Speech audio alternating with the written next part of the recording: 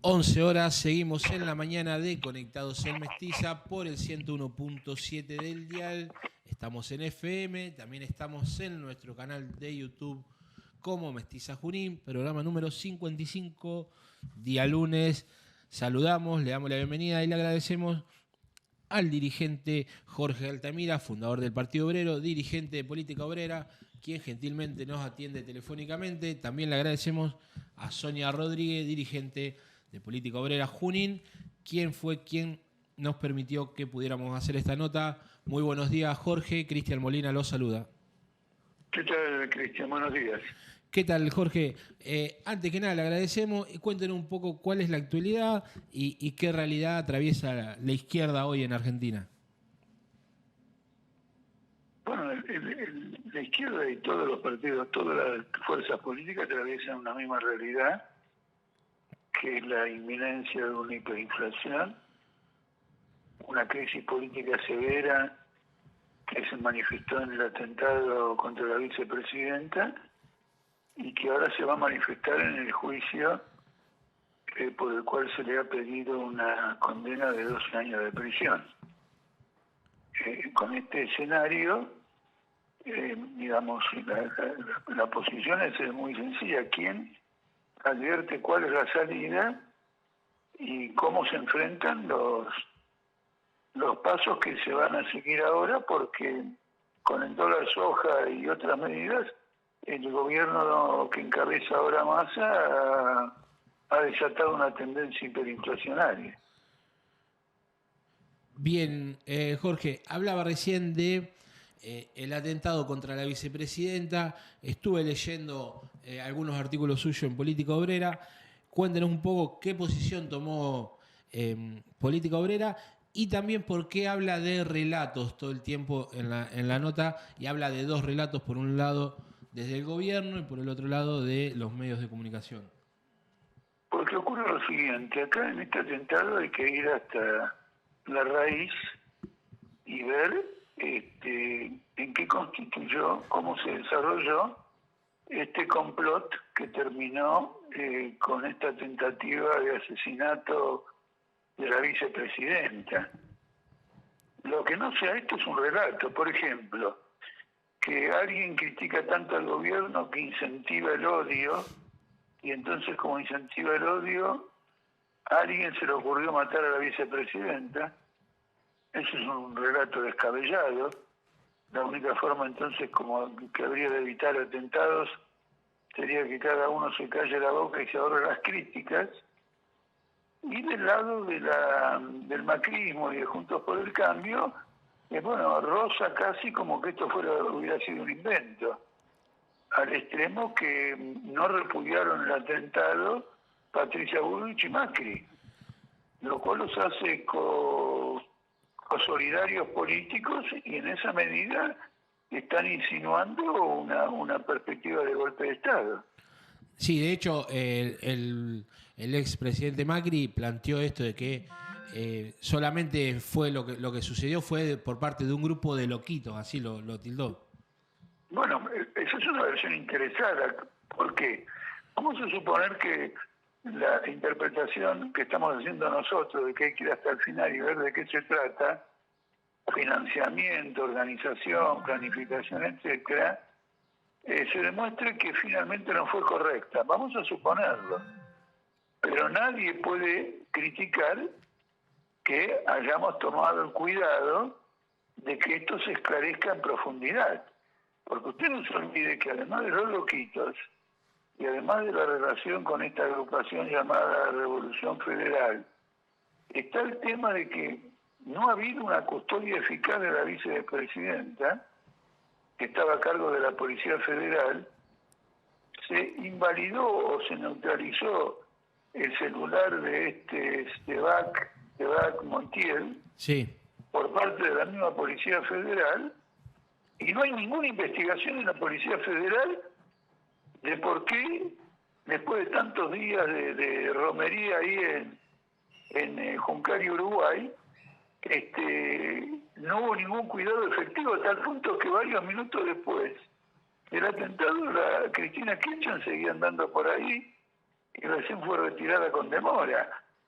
Es tan grave esto que hay una vecina que ha hecho ostentación de su agresividad contra Cristina Kirchner, y esto no despertó a la Policía Federal siquiera una sospecha de que pudiera derivar en algo más serio que simplemente un insulto o un griterío.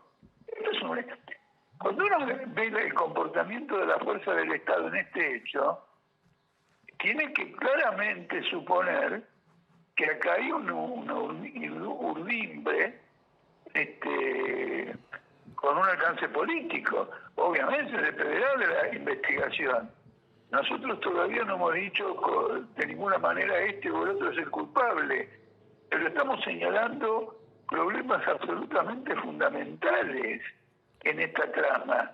Además, si antes habían ido a la Casa Rosada a escrachar a alguien, o antes habían ido al Congreso a escrachar a alguien, debiera figurar en el mapa de la Agencia de Informaciones.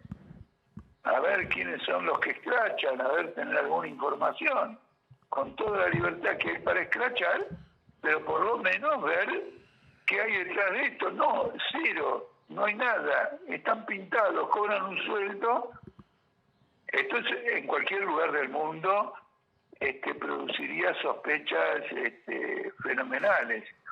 Y lo digo en un marco donde el tema de la violencia golpista cobra actualidad después del asalto que un grupo de loquitos también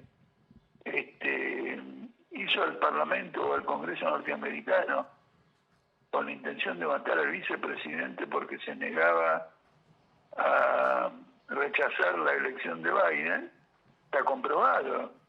Hubo intento de asesinato de varios diputados o legisladores, pero en particular del vicepresidente, que es el presidente del Senado en Estados Unidos, o las distintas manifestaciones político-militares de Bolsonaro a favor de derribar el Poder Judicial y recuperar la autoridad que había dado a Brasil el golpe militar de 1964. Entonces no estamos en un ambiente internacional de guerras imperialistas, de golpes, etcétera, como para pasar por encima de este hecho. Disculpe lo largo de mi señalamiento, pero no quiero dejar de pasar lo siguiente. No, está bien, está bien. La vicepresidenta dijo que con este atentado se había roto un pacto democrático por primera vez en 1983. Sí, usted respecto a eso hizo algún señalamiento en política obrera respecto a lo que había pasado en los 80. Lo único que hubo del 83 hasta ahora fue constante ruptura del pacto democrático. Hubo golpe tras golpe. Empezamos en primer lugar con el golpe de Rico, que fue un golpe de Rico, de los caras pintadas, que fue un golpe exitoso, porque ¿qué permitió el golpe de Rico? El golpe de Rico permitió que salieran las leyes de obediencia debida y punto final, y más adelante la ley del indulto de Menem. Eso se consiguió por medio de un golpe de Estado. Segundo lugar, antes de eso, después de eso, vino otro golpe cara pintada de Seineldin y un contragolpe de este grupo de Gorriarán que ocupó la Tablada. Estos hechos violentos anticiparon la salida del gobierno de Alfonsín 6 meses antes de la finalización de su mandato. Es decir, que Alfonsín no terminó su mandato, hubo un golpe. ¿Me explico? Esto hay que decirlo claramente. Subió Duhalde. Bueno, tomemos el 2001. En el 2001, Alfonsín y Duhalde pactaron la sustitución de la Rúa. Antes de eso, tomemos una cosa que ocurrió antes de eso, con el asunto de la reelección de Menem. La Constitución Nacional prohibía la reelección. Y el pacto de Alfonsín con Menem para habilitar El la famoso Pacto de reelección. Olivos. El famoso Pacto de Olivos fue un golpe de Estado.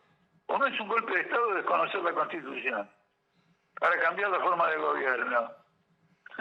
La Constitución se reformó después y esa reforma permitió una reelección y 4 años, de 4 años, 4 años y 4 años, pero la anterior no. Entonces, el régimen famoso Pacto Democrático de la Argentina tiene agujeros más grandes que el queso Gruyère y es una constante sacudida política, de manera que el relato del kirchnerismo hay que calificarlo como lo estamos calificando. Es muy llamativo esta historia tan rara de un pacto democrático de este y del otro, no tiene ni pie ni cabeza. Jorge, Ahora van a dar otro golpe porque quieren modificar las pasos para arreglar la cuestión que según ellos se entiende favorable a ellos en la víspera del inicio de la campaña electoral. Bueno, creo que es una medida torpe, no va a beneficiar al gobierno, pero eso es un problema de ellos. Nadie puede evitar que el adversario se haga daño a sí mismo, pero no es una medida que fortalezca ningún pacto democrático. Y de otra parte, una característica que debe haber en una democracia auténtica es que no se sostenga ningún pacto. La democracia tiene que ser un sistema de libertades políticas, individuales, al máximo, mucho más, con más derechos políticos que los que existen acá, y eso debe ser suficiente. No. Ya el hecho de que alguien tenga que pactar cómo se conserva la democracia marca una limitación insalvable a cualquier sistema democrático.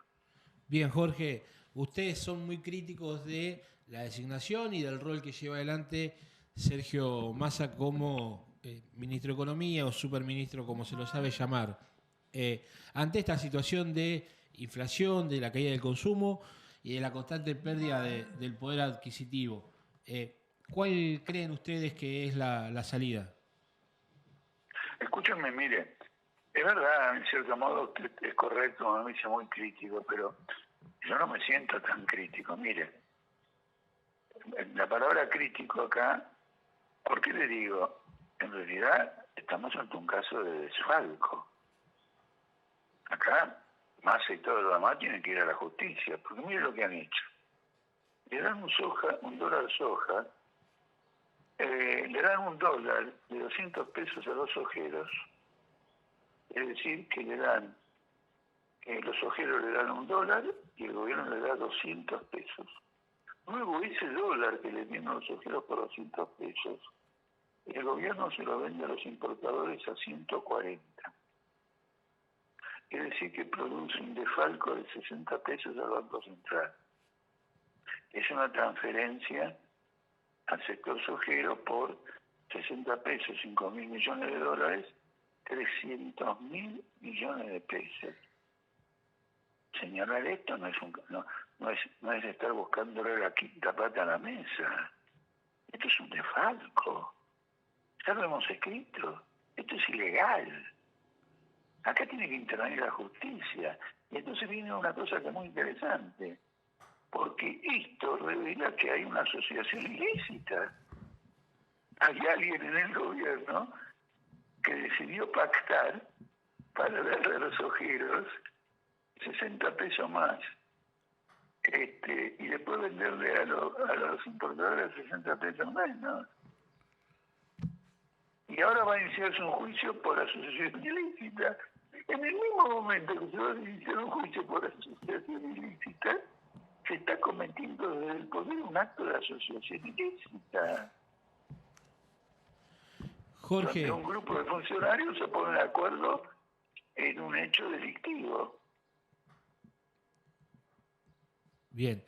Jorge, cuando el mundo, y usted recién lo mencionaba, tiende y va girando hacia la derecha, ¿qué sucede en América Latina? Como el caso Bolsonaro en Brasil y ahora está posible llegar al poder nuevamente de Lula. o lo que sucede en Chile, ¿no? Con Boric. No, mire, le quiero decir lo siguiente, sobre esto de que gira a la derecha y gira a la izquierda, quiero hacer varios reparos. En Sí, primer lugar, de que es verdad que va a ganar un derechista en Italia, pero también va a ganar un izquierdista en Brasil. Creo que, en la misma fecha no, un domingo va a ganar uno, el otro domingo va a ganar otro. Por lo tanto, vivimos un mundo convulsivo. En Brasil hay un gobierno de derecha, va a ganar uno de izquierda, y en Italia hay un gobierno, bueno, de emergencia, que está presidido por un exfuncionario del Banco Central Europeo, y va a ganar alguien de derecha. Ahora bien, la izquierda en Brasil apoya la guerra y apoya todos los costos que a los italianos... No, perdón, la izquierda en Italia apoya la guerra y todos los costos que a los italianos les causa eso. Entonces resulta que la derecha, que derecha y no derecha solamente, tiene una ideología fascista, aparece jugando con los intereses populares en un sentido más positivo que la izquierda, que es el viejo Partido Comunista, que cambió de camiseta 10 veces en los últimos 20 años y está en un proceso de extinción. Entonces, cuidado con ese fenómeno, porque tome el caso, por ejemplo, de Hillary Clinton y Trump. Hillary Clinton tiene más pergamino democrático que Trump, no cabe ninguna duda. Ahora, Hillary Clinton era mucho más militarista que Trump. Hillary Clinton era partidaria de reanudar la guerra en Siria. Y Trump era partidario de ir retirando las tropas de Estados Unidos porque consideraba que todas esas guerras eran completamente inútiles y que había que enfocar las cosas de otra manera. Entonces usted tiene un izquierdista como Hillary Clinton del Partido Demócrata que es más belicista, más guerrerista y más militarista que el propio fascista. Qué confusión para el pueblo norteamericano. Ahora, es verdad que el pueblo norteamericano está buscando su propio camino, porque el otro día The Wall Street Journal, que vendría a ser el diario financiero por excelencia de Estados Unidos, anunció que entre enero y agosto de este año ha habido casi 700 huelgas en Estados Unidos. Es decir, que los obreros están buscando su propio camino, que no es el de Trump, el de Hillary Clinton o el de Biden.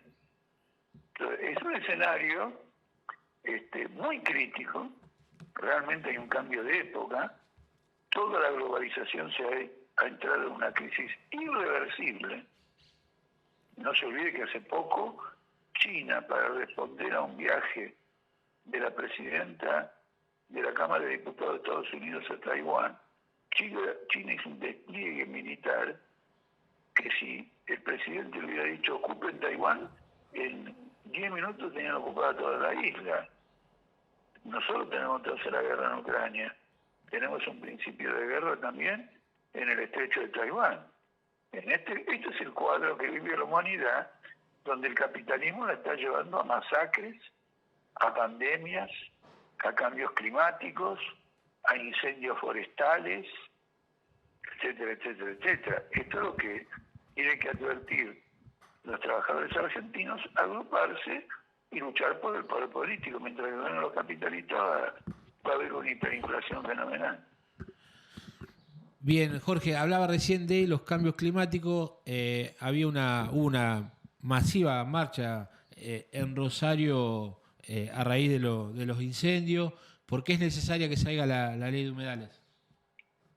Pero la ley de humedales no va a cambiar nada, porque el incendio de campos es una práctica que tienen los propietarios de tierras para apurar la limpieza del terreno para otras siembras.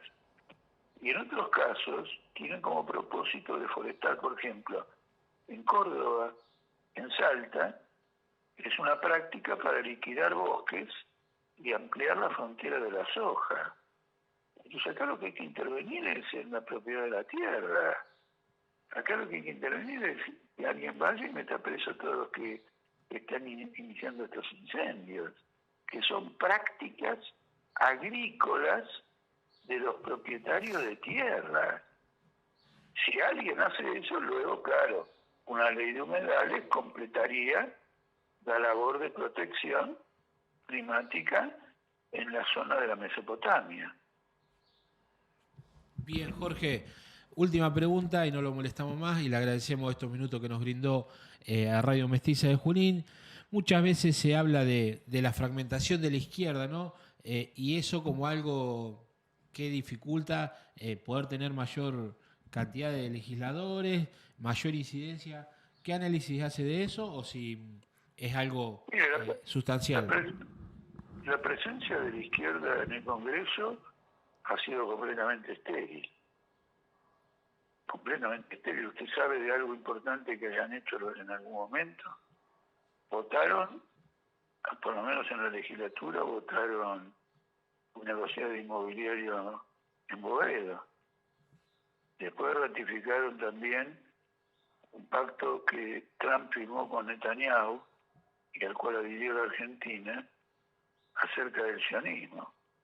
Entonces el problema de la izquierda no es que está fraccionada y por lo tanto, ¿cómo hace para tener más diputados?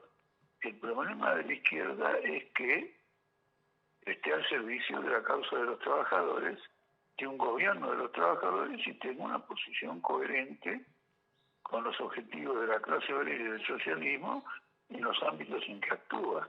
Esa es nuestra posición, nosotros tenemos esa posición coherente.